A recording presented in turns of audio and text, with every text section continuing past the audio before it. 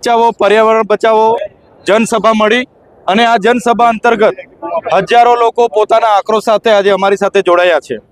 ત્યારે ગત 20 નવેમ્બર 2025ના રોજ કેન્દ્રીય સશક્ત સમિતિની જે પિટિશન હતી એ પિટિશન અંતર્ગત નામદાર સુપ્રીમ કોર્ટે સુનાવણી કરતા જણાવ્યું કે જે પર્વતમાળાઓ 100 મીટરથી ઊંચી હશે એને જ અરાવલ્લીની પર્વતમાળાઓ ગણવામાં આવશે। જે પર્વતમાળાઓની વચ્ચે 500 મીટરનું અંતર છે અને એમને પણ અરાવલ્લીમાં ગણવામાં નહીં આવે, જેના કારણે આ વિસ્તારની જે પહાડીઓ છે એ હજારો પહાડીઓનો ખતરો સેવાઈ રહેલો છે।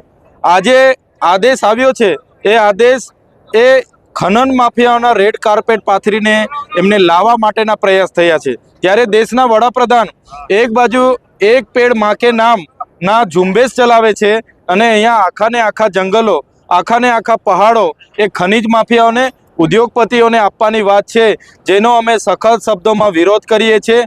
આવનારા દિવસોમાં અમને જરૂર લાગશે તો જો સરકાર આમાં પુનઃ વિચાર નહીં કરે, જો આમાં ખંડન નહીં થાય તો આવનારા દિવસોમાં હજારો અને લાખોની સંખ્યામાં અમે ગાંધીનગર તરફ પણ કૂચ કરીશું। અમે રાજસ્થાન, હરિયાણા અને દિલ્હીના આગેવાનો સાથે પણ સંપર્કમાં છે, એ લોકો સાથે પણ અમારી ચર્ચા થયેલી છે।